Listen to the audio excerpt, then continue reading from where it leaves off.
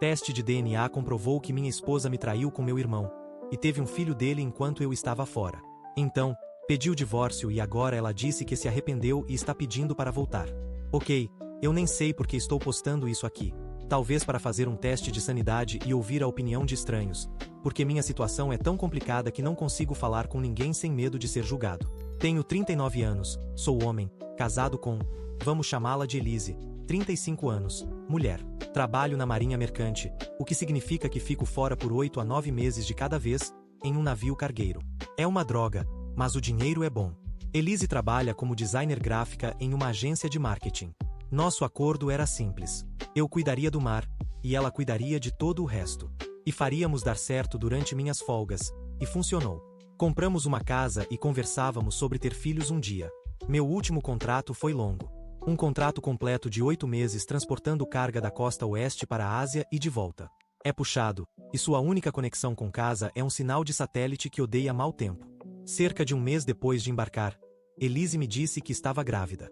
Foi uma daquelas chamadas picotadas em que eu basicamente gritava: "Você está me ouvindo agora?" Para o nada. Quando finalmente as palavras dela conseguiram atravessar, foi: "Estou grávida." Meu mundo inteiro saiu do eixo. Eu fiquei nas nuvens, mas também senti como se tivesse levado um soco no estômago. Eu estava recebendo a maior notícia da minha vida por uma chamada de voz, enquanto estava a milhares de quilômetros de distância, deixando ela lidar sozinha com tudo. Foi aí que entrou meu irmão mais novo. Vamos chamá-lo de Colin, homem, 30 anos. Ele é gamer profissional e faz transmissões online, então na maior parte do tempo ele ficava em casa. Elise sempre teve uma boa relação com todos da minha família, especialmente com meu irmão.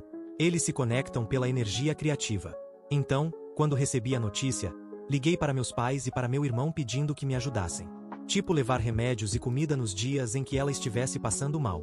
Às vezes levá-la ao ginecologista ou fazer tarefas quando ela não tivesse condições. Fiz isso para garantir que ela estivesse bem e recebesse toda a ajuda necessária.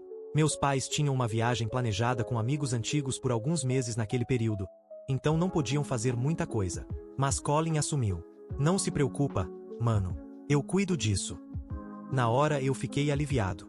Ela me disse que ele a visitava com frequência e ajudava na maioria das coisas. Eu não poderia ser mais grato a ele. Voltei para casa um mês antes do parto. Fiz tudo o que pude nessas 4 semanas para compensar minha ausência. Apesar de todo o meu amor e cuidado, ela continuava frustrada e irritada. Achei que fosse por causa da gravidez. Nosso filho nasceu pouco depois. Segurá-lo pela primeira vez foi um momento de pura alegria e amor esmagador. Mas, conforme a névoa dos primeiros dias como pai começou a se dissipar, comecei a notar coisas. A energia dentro da minha própria casa parecia estranha. Colin estava sempre por perto.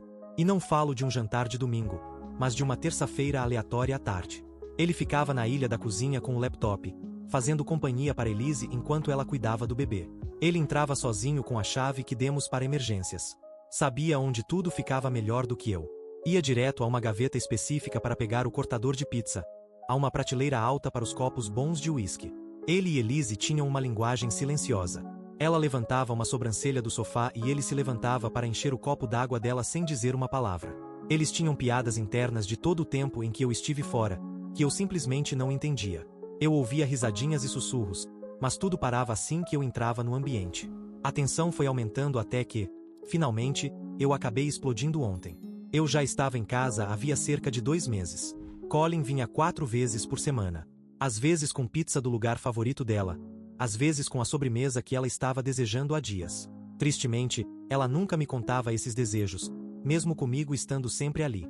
Ontem, ele apareceu com uma garrafa do vinho favorito dela, porque ela decidiu não amamentar mais e usar fórmula. E agora que não estava mais amamentando, podia beber o vinho favorito. Sim, ela tinha falado comigo sobre isso, mas foi definitivamente surpreendente que ela compartilhasse algo tão íntimo com ele, e que ele estivesse ali com o vinho poucas horas depois. Não fiz escândalo porque ela ficou radiante. Fiquei feliz em vê-la feliz depois de um parto doloroso e do pós-parto. Achei que ela merecia. Pedi comida e tivemos uma noite tranquila. Depois do jantar, fui dar banho no nosso filho e, quando voltei, vi Colin ajudando Elise a limpar. Eles estavam na cozinha, os ombros quase se tocando enquanto ela colocava a louça na lava-louças e ele limpava a bancada. Eles pareciam um casal, e esse pensamento me deixou tonto. Mais tarde, depois que Colin foi embora, toquei no assunto com Elise. Tentei ser calmo, mas saiu tudo errado. Eu disse, eu voltei agora. Não precisamos do Colin aqui todo santo dia. É demais. Este é o nosso tempo como família. Só nós três. Eu só tenho mais alguns meses dessa licença antes de começar a procurar meu próximo navio. Eu quero que esse tempo seja nosso. Ela explodiu comigo. Ele foi um salvador. Um salvador absoluto. E não parou por aí. Ela despejou uma longa lista de tudo que eu perdi. Como Colin segurou o cabelo dela quando ela vomitava sem parar no primeiro trimestre. Como ele trouxe sopa quente e remédios quando ela estava com febre e nariz escorrendo às 3 da manhã. Como ele a ajudou a se preparar para reuniões com clientes. Ou quando a bateria do carro morreu e ela ficou presa depois de resolver coisas entre prazos. Ou quando ela estava tão grande e exausta que mal conseguia olhar para uma tela. E ele trazia almoço para que ela pudesse dormir. Ela chorava. Ele foi a única interação adulta que eu tive em alguns dias. Ele fez o trabalho pesado quando você não podia. As palavras dela foram como um golpe físico. A culpa voltou com tudo, quente e imediata. Ela estava certa. Ele tinha feito tudo o que eu deveria ter feito. Eu fui quem escolheu esse trabalho. Eu fui quem não estava lá. A culpa pesava fisicamente no meu peito. Eu disse que sabia que ele tinha ajudado. Que eu era grato por isso. Mas eu estava em casa agora. Finalmente, admiti o que realmente sentia. Que parecia que ele ainda estava ocupando o meu lugar. Em vez de me entender, ela rebateu. E daí? Eu devo simplesmente cortar ele da nossa vida? Ele é família.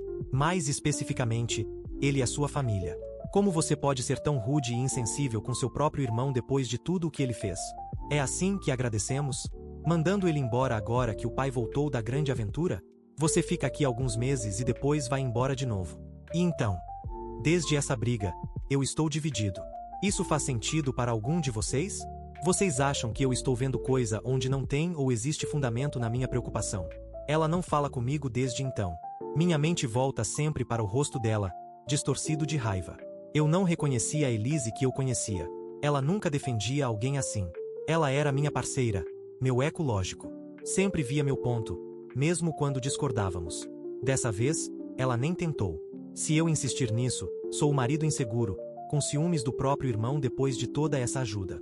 Se eu deixar pra lá, tenho que viver com a sensação de ser a terceira roda do meu próprio casamento. Não sei o que fazer. Obrigado a todos que reservaram tempo para ler e responder meu post. Li cada comentário e segui os conselhos. Mas antes de chegar nisso, deixa eu contar o que aconteceu nesse meio tempo. Depois daquela discussão, Colin parou de aparecer. Eu senti que ela deve ter pedido para ele não vir mais. Caso contrário, não vejo outra razão. Ainda assim, foi um sinal de alerta para mim. Significava que ela estava tão confortável com ele que nossas brigas começavam por causa disso. Ela continuou o drama por vários dias depois da briga. Chorava, me chamando de ingrato e paranoico. Dormi no sofá me sentindo o maior idiota do mundo. Ela não falava comigo por dias. Andávamos pela casa como fantasmas, evitando um ao outro. Ela se encolhia se eu entrava no cômodo, correndo para bloquear a tela do celular. Paramos completamente de nos tocar. As conversas se resumiram à logística. Contas, fraldas e listas de supermercado. Isso terminou quando minha mãe nos convidou para um churrasco em família. Achei que Elise recusaria, mas ela aceitou prontamente, dizendo que precisava de uma pausa. Colin também foi. Embora mantivesse distância, ainda era estranho. Percebendo que sabíamos que estávamos brigando por causa dele, acabamos relaxando e nos divertindo como família. Houve um momento em que minha mãe estava segurando meu filho, fazendo aquele papel de avó, e disse: "Oh, olha só isso. Ele tem o mesmo redemoinho no cabelo que o Colin tinha quando era bebê, bem aqui no topo da cabeça. A cara dele." Ela disse isso de forma tão doce, tão inocente. E sim, sobrinhos às vezes se parecem com tios por causa da genética compartilhada. Mas aquilo bateu no meu estômago como uma pedra. Elise também ficou com uma expressão tensa, mesmo não havendo motivo. Ela claramente ficou desconfortável e mudou de assunto rapidamente. Havia medo no rosto dela, como se tivesse sido pega. Colin também ficou estranho, em vez de feliz ou orgulhoso de que o sobrinho se parecesse com ele. Depois disso, não consegui mais parar de ver. Olhava para meu filho e me perguntava de quem era o rosto que eu realmente estava vendo. Isso estava me consumindo. O comentário da minha mãe ficou na minha cabeça, morando de graça. Eu o segurava e meus olhos iam direto para aquele maldito redemoinho no topo da cabeça. Peguei uma foto antiga de bebê do Colin no celular, aquela que minha mãe mantém na estante, e comecei a comparar formato dos olhos, curva da orelha. Eu estava ficando louco. Então fiz o que todos aqui aconselharam. Pedi um kit de teste de paternidade online. Fazer aquilo pareceu um crime. Passei o cotonete na minha bochecha e depois na dele, com as mãos tremendo enquanto ele dormia no berço. Enviei a amostra e recebi a resposta de que levaria 2 semanas para o resultado. Essa espera foi a pior e mais lenta fase da minha vida. O resultado chegou por e-mail numa terça-feira de manhã.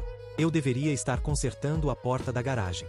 Abri no celular, na entrada da casa. As palavras eram: probabilidade de paternidade.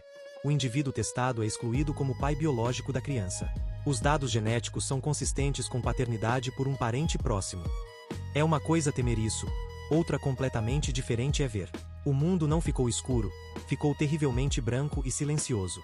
Todo o som pareceu ser sugado do universo. Senti frio físico, como se todo o sangue tivesse saído do meu corpo. Li aquilo 10 vezes. Excluído.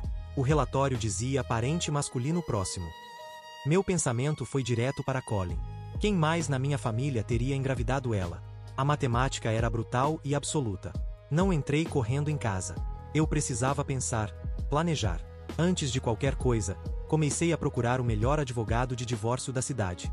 Selecionei 3 dos mais agressivos da região.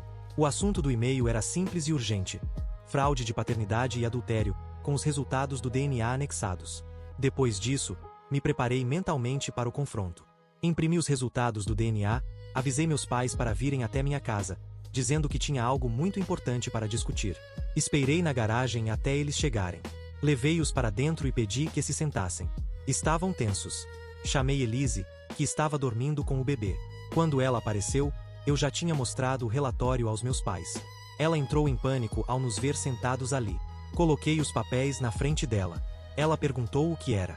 Eu não respondi. Ela pegou o papel e surtou.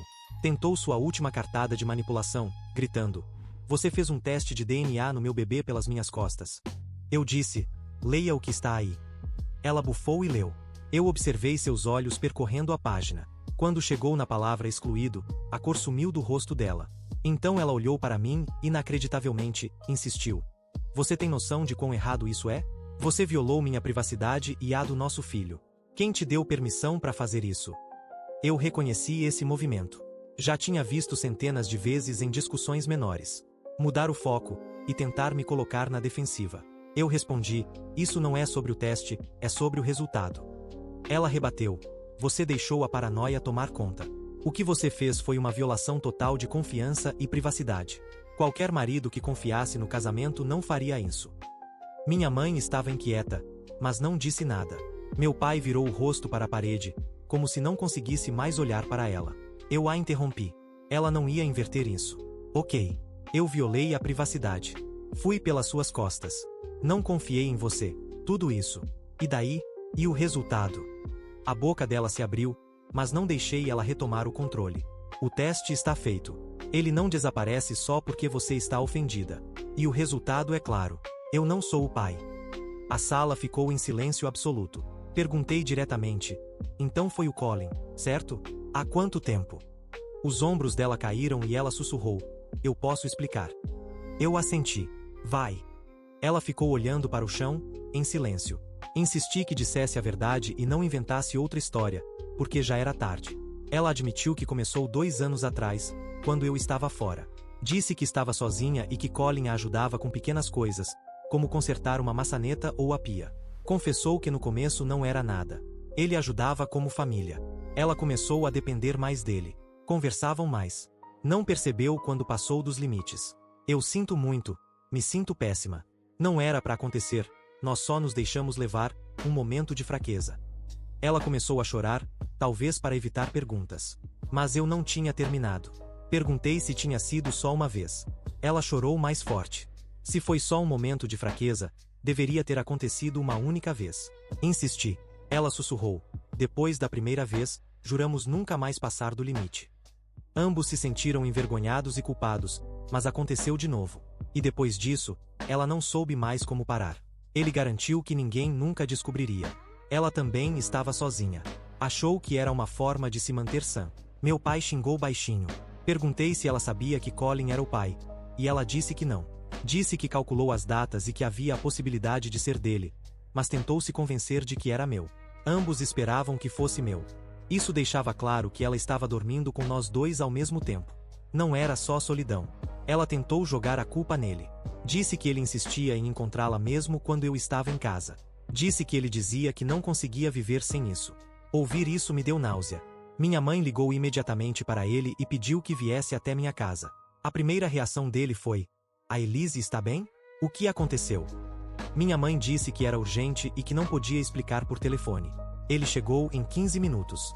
Foi direto até Elise, perguntando o que tinha acontecido, mas ao ver o rosto dela e os papéis na mesa, ele soube. Nem fingiu confusão. Meu pai explodiu. "Você traiu seu próprio irmão enquanto ele trabalhava duro. Fez ele criar seu filho. Você tem noção de quão cruel isso é?" Colin gaguejou. "Eu não queria que fosse tão longe. Ela estava sozinha e eu estava ajudando. Uma coisa levou a outra." Ele não negou nada. Apenas balançava a cabeça, como alguém que já aceitou a punição. Eles admitiram tudo. O caso enquanto eu estava no mar. Os encontros escondidos depois que voltei. Quando terminaram, informei a todos que estava contratando um advogado e pedindo o divórcio. Não vou criar o filho de uma traição e definitivamente não posso mais morar naquela casa. Comecei a arrumar minhas coisas enquanto meus pais tentavam entender como lidar com a situação. Estavam devastados, divididos entre o filho traído, o filho que traiu, e um neto preso no meio disso tudo. A preocupação deles não parava aí. Colin não tem um emprego estável. Ele ganha dinheiro, mas estava preparado para assumir responsabilidade? Minha mãe enxugou o rosto e se virou para Colin. "O que aconteceu entre vocês dois, aconteceu. Mas agora existe uma criança. Você precisa assumir responsabilidade. Ela não pode fazer isso sozinha." Ele levantou a cabeça pela primeira vez desde que chegou. Havia algo como raiva no rosto dele, e ele disse friamente: "Não." Meu pai gritou: "O que você quer dizer com não? Esse é seu filho." Colin foi claro: "Eu nunca concordei com isso. Eu disse desde o começo que não estava pronto para um filho, para uma família, para nada disso." Elise olhou para ele e gritou: "Isso não foi o que você disse." Ele respondeu: "Eu disse que não estava pronto. Você disse que não importava, porque ninguém nunca ia saber. Você disse que seria o filho dele."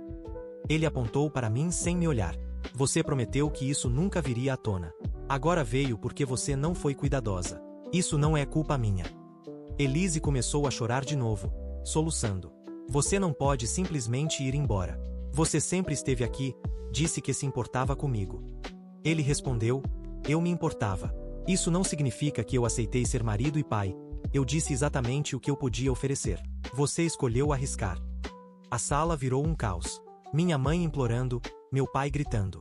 Elise completamente desmoronada, pedindo que alguém resolvesse aquilo, que consertasse tudo, que fizesse desaparecer, que colocasse as coisas de volta no lugar. Não havia como consertar. Colin se levantou para ir embora, dizendo que não aguentava mais drama.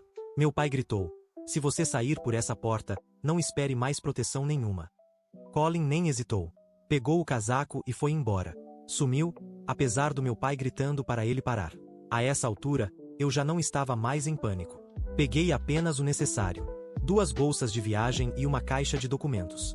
Elise me seguiu até a porta, em completo desespero. "Você não pode me deixar assim. Eu não consigo criar o bebê sozinha, por favor."